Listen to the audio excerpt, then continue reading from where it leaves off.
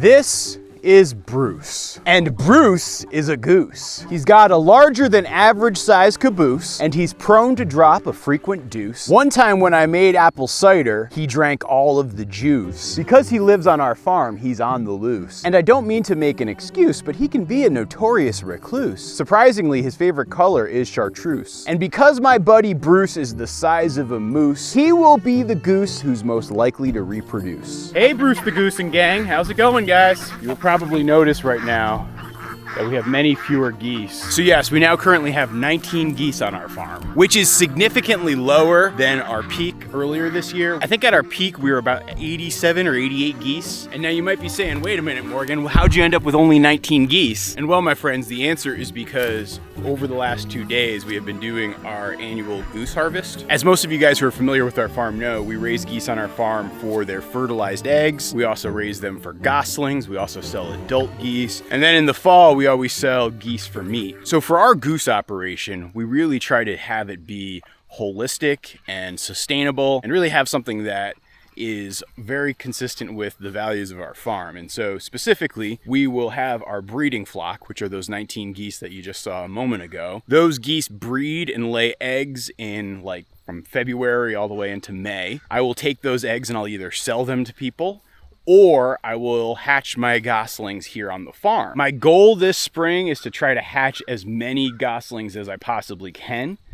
And I will sell a lot of those goslings to people here locally who will come to the farm and buy live birds. But all of the goslings that I don't sell, I end up bringing out here to the permaculture orchard once they reach about, 5-6 weeks old. But then once those goslings reach about 6 weeks old, I'll bring them outside and then they start to free range outdoors 24/7 for the entire summer. They eat down the grass, they poop all over the pasture, and they get fat on the grass that naturally grows here in northern Vermont. In the last couple of weeks, I usually will fatten them up with a little bit of extra cracked corn just to get some extra weight in there. And so about 90% of their diet is coming from the pasture. That means that they're helping the grass grow, cut, and regrow, and that cycle is definitely helping sequester carbon into the soil. And the geese have a much smaller carbon footprint when compared to, say, ducks or chickens or turkeys, because most of their diet is coming from here and doesn't require any sort of trucking or fossil fuels or transportation or anything. It's just literally I have them go to a spot where there's grass and they eat that grass. It's super, super simple. But in order to maintain that model and cycle that we have, we can't just in perpetuity keep reproducing geese. We also have to sell something to help pay the bills. And so over the summer months, people put in reservations through our website to buy a goose. And then when the fall comes around and the temperatures start to drop and the grass stops growing, we'll round up all the birds that are going to be harvested that year. We do a 2-day butchering event. And then in the subsequent weeks, we actually have folks coming to the farm to pick up their birds. And yeah, that's basically how our goose business works. Along with growing trees and selling tree seedlings, as well as raising cattle for beef, raising geese are probably the biggest farm business operation that we have here at Goldshaw Farm. When I was doing the harvest this year though, I did have a plan to actually change some things up in a significant way. I have a problem with some of my breeding stock, and I've talked about this in previous videos, where some of the goslings were developing an ailment known as angel wing. Just means that their wings are growing too heavy for their body to support. Sometimes that can be caused by diet, but because all my geese were eating the same thing and because most of my geese were just eating grass, I'm pretty certain that there's also a genetic link to it. And so I've been trying to root it out for the last couple of years, and this past year I actually went even more aggressive with how I rooted it out. And so I actually eliminated 10 geese that I've traditionally had on the farm that I was concerned were carriers of that genetic flaw. And so my hope is by eliminating those geese, I've actually helped my breeding pool, and I'll be producing better goslings in the future. So you'll actually notice, right? It seems like I have two groups of geese. I have those geese down there that are my traditional breeders who are older, who are the ones that I kept because I was pretty confident that their genetics were good. But then I have this batch of younger geese who, they're probably in range between, the oldest ones were probably born in mid-May and the youngest ones were born in mid-June. They're the ones who are going to be helping with future generations as well. The geese on my farm are a mixture of a couple of different breeds. They're Emden, which are those white ones. They're Toulouse, which are the gray ones. And then they're Buff, which is the breed of goose that Bruce as well as his ladies are. We've also had pilgrim geese traditionally here on our farm, but I have actually made the decision to try to eliminate them as much as possible. And so while I still think I have one female pilgrim who has not had a carrier and has not had goslings that have had issues. And there are a couple of the new birds that I think have some Pilgrim genetics. Overall, a big part of the birds that I culled from my historical breeding flock were Pilgrims, because they were the ones that I suspected were the carrier of the genes somewhere, somehow. Which honestly kind of sucks a little bit, because you get kind of attached to those breeding birds, and it's hard to have to let them go. So the way we do goose butchering here now, and this has been something that's been an evolving process over the last couple of years, is 3 days ago I came out here and I basically just took some poultry netting as well as some fencing, and I created some corrals, and I took all of my geese and just herded them together into one big area.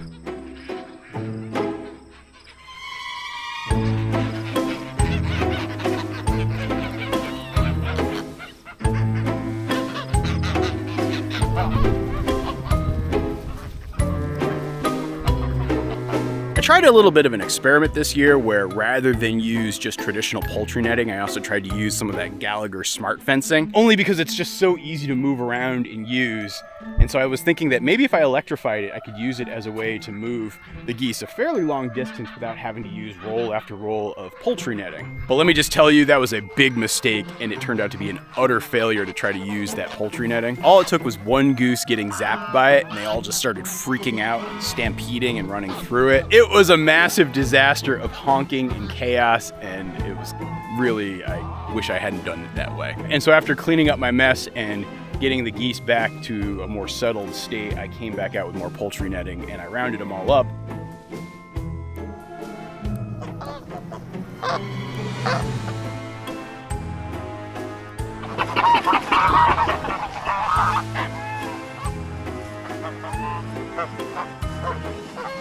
And so I basically just herded them down through this way in here and drove them further into the chute, brought them out right through this gate here, and using the cattle panels as well as poultry netting to keep them from going this way, I drove them up through here. And as we got into this area here, I had more poultry netting set up, and I used it to create a corral that I could house the geese in for a day or two. You know, I set them up with water, made sure that they had feed at least initially on the day one, and then there was grass that they could eat. And I actually even moved these hay bales in place so that we could actually use it as a catch. So when we had to catch the geese to bring them over to where we were doing the butchering down over there, it actually wasn't too difficult. But now, as you can see, one of the tasks I have today is to continue cleaning up the mess, put the hay bales back where they should be. Unfortunately, yes, the geese did thread and thrash some of my bales, so I gotta patch that up. But overall, the system worked really well. I had my friend Cody as well as a couple of his friends come and help out with the processing. We bagged and froze all of the geese, and they're ready for pickup from customers next week. A lot of the innards I actually bagged up and kept separate for dog food and dog treats. All the guts and offal ended up going to the pigs. That was a very large pile yesterday. They're still picking through it a little bit, but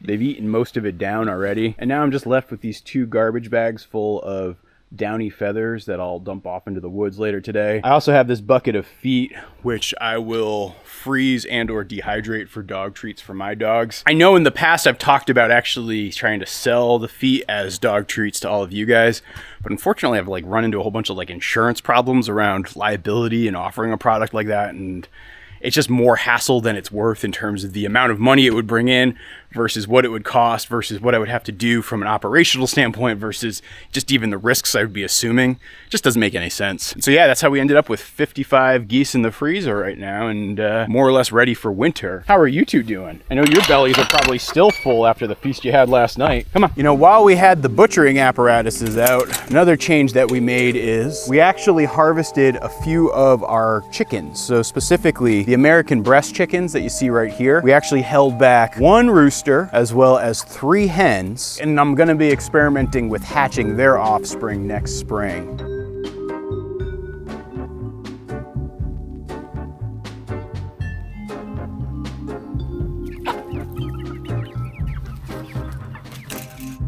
I will say, I don't think I raised my chickens quite long enough. You know, I had my American breast chickens for, I think it was 12 or 13 weeks.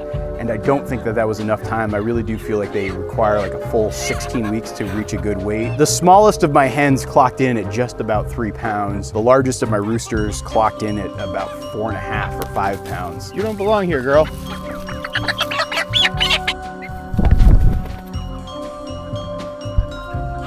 Also, I know this is probably gonna break Sarah's heart, but the Moron brothers also went to the freezer. So the 2 roosters that I had with Black Francis up on the top of the hill, both of them are gone.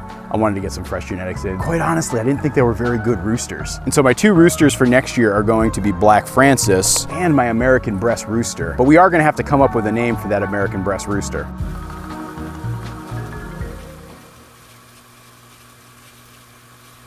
So this past week, we also had another chicken departure here on the farm, and I think you guys are gonna be pretty mad about it, but I don't know how to explain this one. So I got an email from a person, and they asked not to be identified, who wanted to buy 3 of my weird chickens, and specifically they wanted to buy my 3 weird chicks. And they offered me a price which was pretty gosh darn good. And I mean, heck, if I did the math, it like almost makes the feed costs of the weird chickens covered for the year just by selling those 3 chicks. And so yes, I went for it. And so the 2 little black chicks and the 1 special kind of spangly chick, all 3 of them were sold, and so they're no longer with us. I know, guys, go ahead and rage on me in the comments, but there actually are 2 reasons why I ended up doing it. The first one was I was noticing that they were getting bullied a lot, and they weren't even going into the house at night, and so I was having to like manually put them into the house at night, and just I was starting to wonder if they were gonna actually settle in with the flock all that well, even though their mom has completely gone back to the flock and everything's normal. And I was even more worried for what's going to happen in about, I don't know, 2 weeks, 3 weeks, when I start to move the chickens all back here and I start to integrate that flock and I start to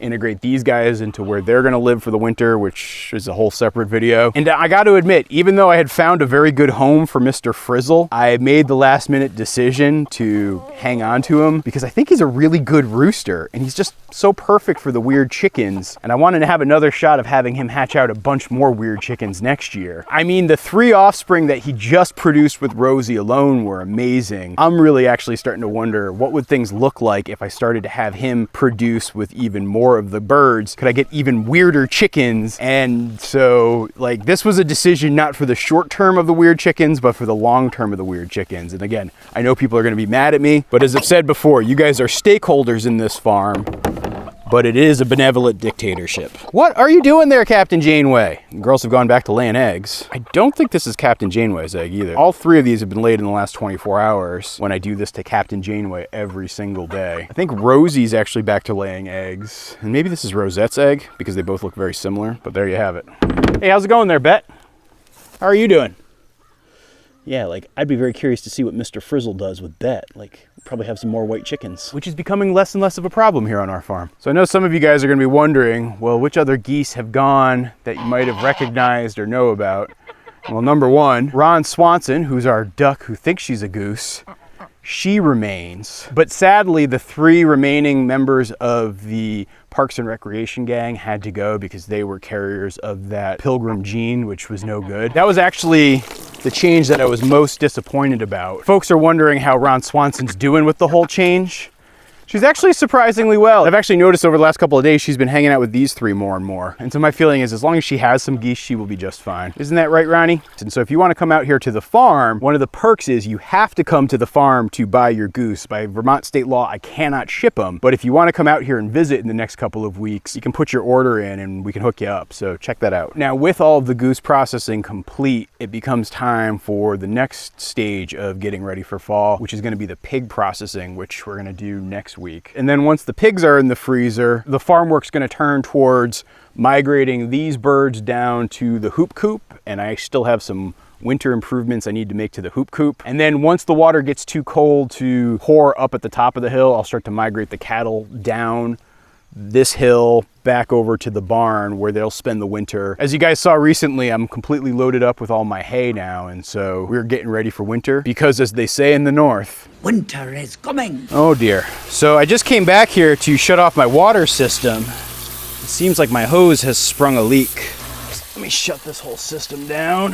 That is a problem. Oh dear. What a mess. Yeah, that's what I get for getting these garden hoses. You know, as of late, I've been upgrading to these stronger commercial hoses versus like these more traditional garden hoses. And spending the extra money is all the difference. I think the pressure from the water that I have, given the pump that I use to get the water up the hill, caused it to rupture. So I am going to have to fix that. So you can see right here, it's my apple collection. starting to gather. Also in about a week or two, I'll probably borrow a friend's cider press and make apple cider. I've made apple cider making videos in the past, and I don't know if you guys would want to see that again, but let me know your preference down in the comments. Somebody recently asked me how many apple trees we have on our farm, and I honestly have no idea, but they are literally everywhere. And so I just go around picking them as much as I can without driving myself crazy. For example, this tree is not good eating apples, but they actually make for wonderful cider apples. And when you're making apple cider, it genuinely doesn't matter if they're kind of astringent. For some reason, the pressing process really brings out the flavor.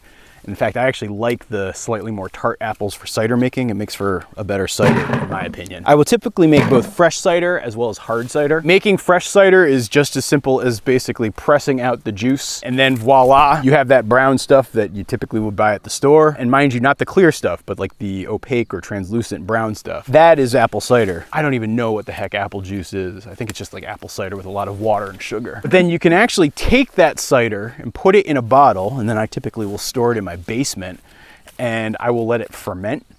And you know, by the time Christmas rolls around or New Year's, it's like the perfect drink. Like, it's just right where it's still a little bit sweet, but a lot of the sugars have fermented and turn to alcohol, and they ferment by actually using the wild yeasts that appear on the skin of these apples. Like, I don't add brewer's yeast or anything, it just does it itself. So this apple tree that you see right here, it actually is completely wild. Like, I did not plant this apple tree here, but when I first bought the farm in 2016, I did walk around this pasture and I spotted it. It was just like a little stick in the ground that was probably about yay high, but I marked it off and I put those poles in the ground to make sure nobody would mow over it. I've been keeping it up, and yeah, it's starting to bear fruit now, which is very, very satisfying. The apple trees in the permaculture orchard will probably start to bear some fruit next year. I actually think they would have done it this year for some of the larger ones, but unfortunately we had this really hard late frost that killed a lot of the apple blossoms. So while we're talking trees here for a minute, I want to point out another tree. So you see this oak tree seedling that's been growing here? I actually planted this in a video that I made, I think it was back in 2018, and it was a seedling that had sprung up right near the large oak tree that's over by our barn, the new barn. And I dug it up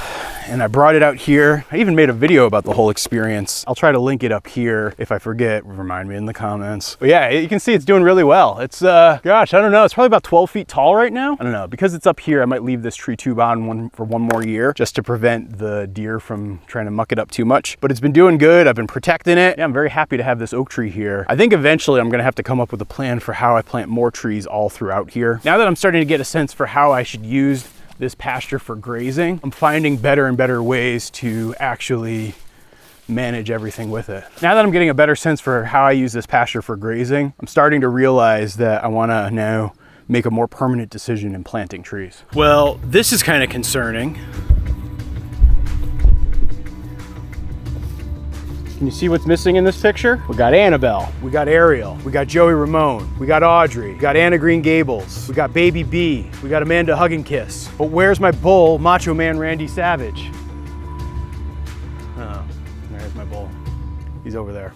Looks like he got out. Did you push Macho Man out? I noticed you guys were butting heads yesterday. Was that your doing? He's just off scarfing all the good grass. You know, it's funny, I was gonna actually set them up in a new paddock down here, but this grass over here just looks so good. I might make like a one-day little mini holding cell and even just leave their water where it is, give them a chance to graze this stuff. I mean, they're not gonna be up here longer than a month, but I might as well take advantage of good grass when I got it. Actually, this area that they were in right here was probably from back when we had the flooding in mid-July. So I would say it's probably about 70, 75 days since they were in this spot. And that means this grass is just pretty much perfect for them. So I'm gonna set up a temporary paddock and try to get them over here.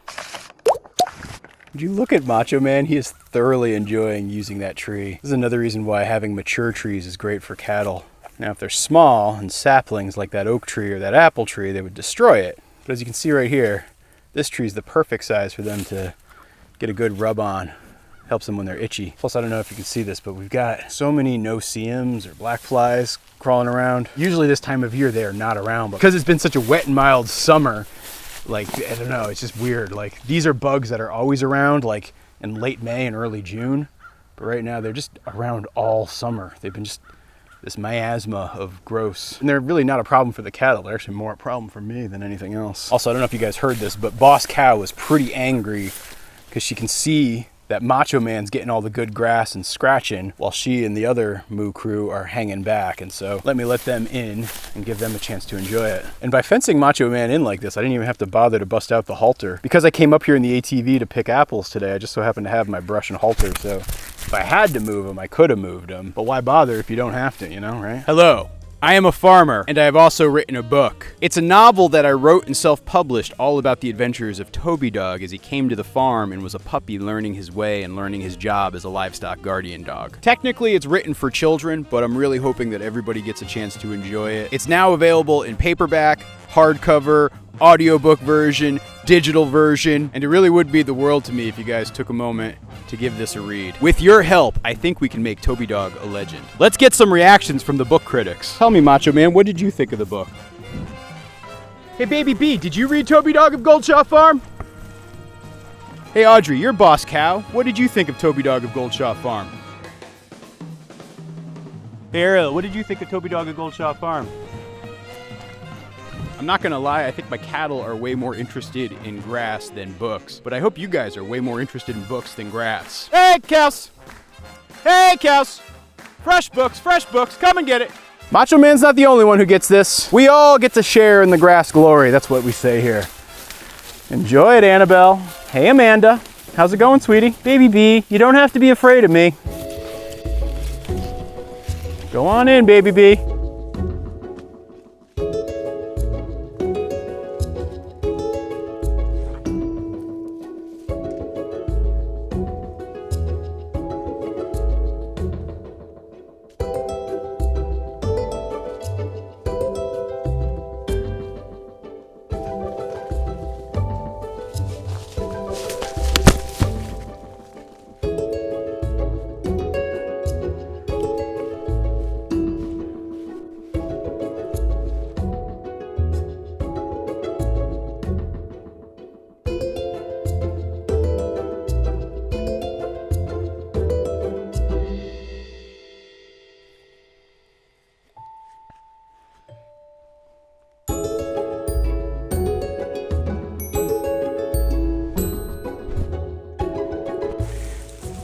I know I should probably take my camera back, but this is just too adorable to watch. I swear I could just hang out with these cattle and watch them for hours. And I know you guys probably wish I could just turn that whole thing into a live stream. Like a live stream of me watching the trees and the cattle. I want to disturb mother and daughter, so I'm gonna wrap up here. Just a reminder, Toby Dog of Goldshaw Farm, available in paperback, hardcover, electronic, and audio. I so appreciate all of you guys who've purchased a book already, and for those of you who've given it as a gift, thank you so much, and yeah, let's keep it going. I just can't believe just how many people are getting to experience Toby Dog's story. Thank you, everybody.